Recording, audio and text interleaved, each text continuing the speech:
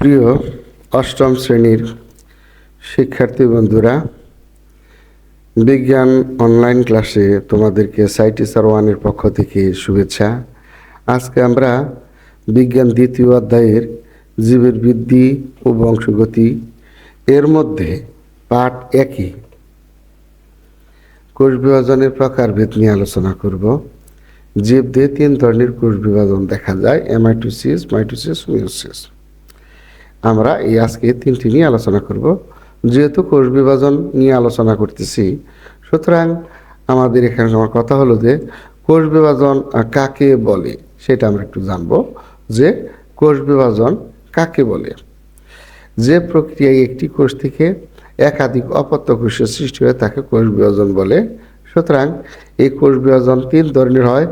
নিম্ন শ্রেণীর জীব, যেমন ধরো যে সকল কোষের মধ্যে বা জীবের মধ্যে নিউক্লিয়াস সুগঠিত নয়, তাদের মধ্যে অ্যামাইটোসিস কোষ বিভাজন ঘটে, যেমন ব্যাকটেরিয়া, নীলাভ সবুজ শৈবাল।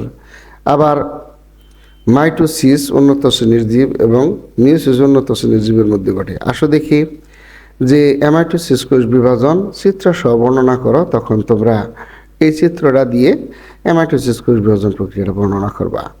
এ ধরনের কোষ বিভাজন ব্যাকটেরিয়া, ইস্ট, ছত্রাক, এমিবা ইত্যাদি এককোষী জীবে হয়। এককোষী জীবগুলো অ্যামাইটোসিস প্রক্রিয়ায় বিভক্ত হয়ে বংশবৃদ্ধি করে।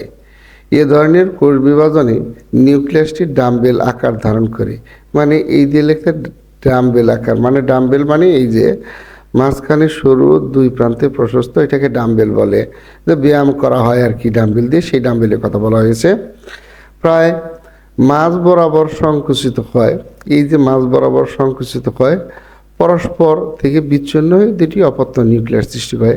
এবং একই সাথে যে সাইটোপ্লাজম বলা হয়েছে, নিউক্লিয়াসের চতুর্দিকে যেটা আছে সাইটোপ্লাজম, সেই সাইটোপ্লাজমও তোমার কি হয়, বিভাজিত হয়ে 2টি অপত্য কোষের সৃষ্টি করে। এখানে কোনো প্রকার জটিল প্রক্রিয়া করে না, সরাসরি ঘটে। এই জন্য এটাকে প্রত্যক্ষ কোষ বিভাজনও বলা হয়। তো এর পরবর্তীতে আসো দেখি মাইটোসিস কোষ বিভাজন। মাইটোসিস কোষ বিভাজন উন্নত শ্রেণীর প্রাণী উদ্ভিদের দেহকোষ মাইটোসিস প্রক্রিয়ায় বিভাজিত হয়। এ প্রক্রিয়া মাতৃকোষের নিউক্লিয়াস একবার বিভাজিত হয়ে সম-আকৃতি, সমগুণ সম্পন্ন ও সমসংখ্যক ক্রোমোজোম বিশিষ্ট 2টি অপত্য কোষ সৃষ্টি করলে তাকে মাইটোসিস কোষ বিভাজন বলে। অর্থাৎ কোনো প্রকার মনে করো যে একটি কোষ থেকে 2টি অপত্য কোষের সৃষ্টি করতেছে, এবং এইখানে ক্রোমোজোমের সংখ্যা আর এখানে ক্রোমোজোমের সংখ্যা একই থাকবে। মানে এটা জনন মাতৃকোষ আর এইগুলো হলো অপত্য কোষ। সুতরাং এইখানে যে সংখ্যক ক্রোমোজোম আছে, এখানে সেই সংখ্যক ক্রোমোজোমই আছে। মাইটোসিস কোষ বিভাজনের বৈশিষ্ট্যটা কি? মাইটোসিস কোষ বিভাজনের দেহকোষে এক ধরনের বিভাজন পদ্ধতি। এটা হয় কোথায়? মাইটোসিস কোষ বিভাজন হয় দেহকোষে। এ প্রক্রিয়ায় মাতৃকোষের নিউক্লিয়াসটি একবার মাত্র বিভাজিত হয়। মাতৃকোষটি বিভাজিত হয়ে সমগুণ সম্পন্ন 2টি অপত্য কোষের সৃষ্টি করে। সমগুণ সম্পন্ন, এই দেখো এখানে যেরকম ছিল এখানেও সেই রকমই আছে। এ ধরনের বিভাজন মাতৃকোষের ক্রোমোজোম সংখ্যা এবং অপত্য কোষের ক্রোমোজোম সংখ্যা সমান থাকে, অর্থাৎ ক্রোমোজোম সংখ্যা অপরিবর্তিত থাকে। এ ধরনের বিভাজনের প্রতিটি ক্রোমোজোম লম্বালম্বিভাবে বিভক্ত। প্রতিটি ক্রোমোজোম লম্বালম্বি। এই ধরো আমি আর্ট করতেছি, দেখো এই একটা ক্রোমোজোম অঙ্কন করলাম, ধরে নাও এই ধরো ক্রোমোজোম, এটা লম্বালম্বিভাবে মাঝ বরাবরে বিভক্ত হবে, হয়ে কিরকম তৈরি করবে? এই যে এরকম তৈরি করবে, এরকম। এটা তো সেন্ট্রোমিয়ার, এরকম। এগুলোকে বলা হয় ক্রোমাটিড। তার মানে মাঝ বরাবর হয়ে এরকম বাহু তৈরি করে, লম্বালম্বি বিভক্ত হয়। এই যে বলছে এ ধরনের বিভাজন প্রতিটি ক্রোমোজোম লম্বালম্বি বিভক্ত হয়, ফলে সৃষ্ট নতুন কোষ দুটিতে ক্রোমোজোম সংখ্যা মাতৃকোষে ক্রোমোজোম সংখ্যার সমান থাকে। মাতৃকোষে ক্রোমোজোম সংখ্যা সমান থাকে, তার মানে মাতৃকোষে যে কয়টা ছিল অপত্য কোষে সেই কয়টা ক্রোমোজোম থাকবে। তাই মাইটোসিসকে ইকুয়েশনাল বা সমীকরণিক বিভাজনও বলা হয়। মাইটোসিস কোথায় হয়? মাইটোসিস কোষ বিভাজনটা কোথায় ঘটে? মাইটোসিস বিভাজন প্রকৃত নিউক্লিয়ারযুক্ত জীবের দেহকোষে। প্রকৃত নিউক্লিয়ারযুক্ত, কিন্তু প্রকৃত নিউক্লিয়ারযুক্ত মানে হলো ওই সকল নিউক্লিয়ার যাদের চতুর্দিকে এরকম নিউক্লিয়ার মেমব্রেন থাকে, তার ভিতরে থাকবে নিউক্লিওলাস ও ক্রোমোজোম সহ অন্যান্য উপাদানগুলো এরকম থাকবে, কিন্তু তার চতুর্দিকে নিউক্লিয়ার মেমব্রেন থাকবে, তারাই হলো প্রকৃত নিউক্লিয়ারযুক্ত। উদ্ভিদের বর্ধনশীল অংশের ভাজক টিস্যু। উদ্ভিদের বর্ধনশীল অংশের ভাজক টিস্যু যেমন কাণ্ডর শীর্ষভাগ, মূলের শীর্ষভাগ বা অগ্রভাগ, ভ্রূণমুকুল, ভ্রূণ থেকে যে মুকুলটা তৈরি হয় সেই ভ্রূণমুকুল ও ভ্রূণমূল, বর্ধনশীল পাতা, মুকুল ইত্যাদিতে এ ধরনের বিভাজন হয়। প্রাণীদের দেহকোষে ভ্রূণের পরিবর্ধনের সময় অর্থাৎ মাতৃকোষে যে ভ্রূণটা তৈরি হয় সেই ভ্রূণটা যখন বৃদ্ধি ঘটে তখন তাদের মধ্যে মাইটোসিস সেল ডিভিশন হয়। নিম্ন শ্রেণীর প্রাণীর ও উদ্ভিদের অযৌন জননের সময় অর্থাৎ নিম্ন শ্রেণীর দীপ্ত একটি মাত্র কোষ দিয়েই গঠিত থাকে। সেই একটি মাত্র কোষের মধ্যে যখন তোমার মাইটোসিস সেল ডিভিশন হয় তখন একটা কোষ থেকে দুইটা কোষ তৈরি হয় এবং দুইটা তারা আলাদা আলাদা অবস্থান করে, অর্থাৎ সেখানে একটা থেকে দুইটা হয়, দুইটা থেকে চারটা হয়।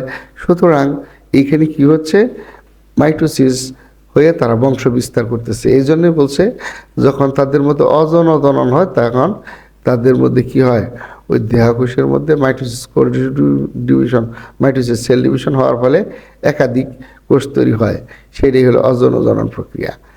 কোন কোন কোষে মাইটোসিস বিভাজন ঘটে না? কাদের মধ্যে?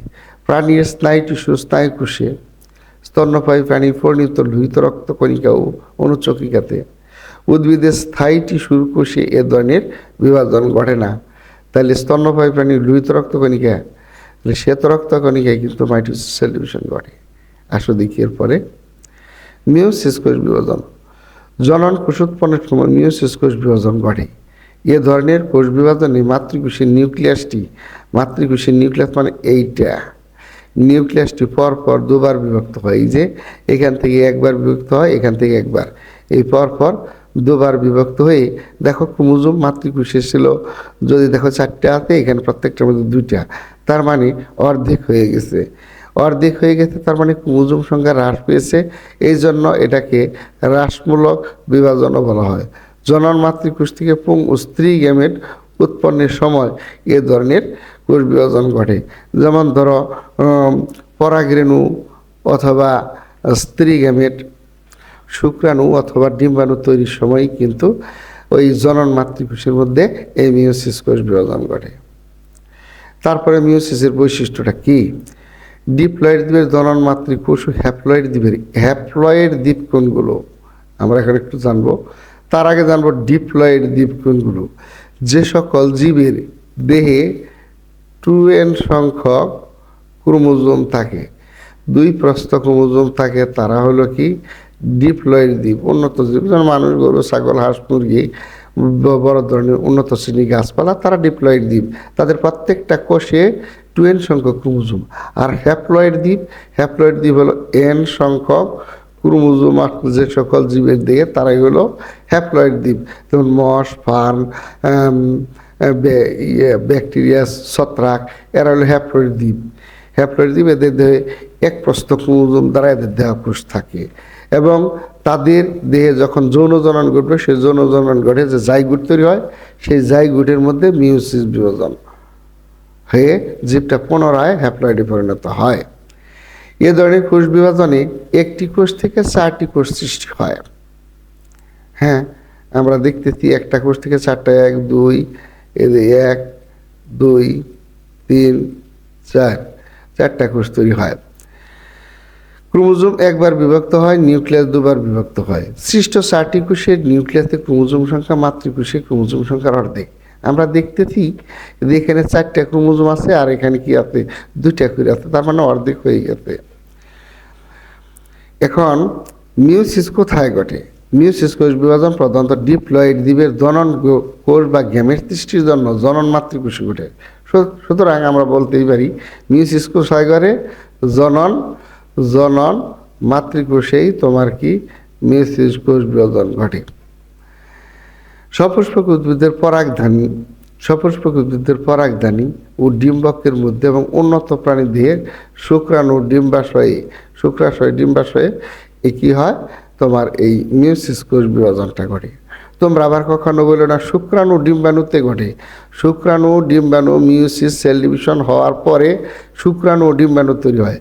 শুক্রাশয় ডিম্বাশয় যেখানে শুক্র ধারণ করে ডিম্বাণু তৈরি হয় সেইটাই তারা হলো কি এরা হলো ডিপ্লয়েড সংখ্যক, সেখানে মিউসিস সেল ডিভিশন হওয়ার পরে শুক্রাণু ডিম্বাণু তৈরি হয়। হ্যাপ্লয়েড দ্বীপের দায়ঘটে আমি বললাম তো হ্যাপ্লয়েড দ্বীপের দায়ঘটে মিউসিস বিভাজন ঘটে।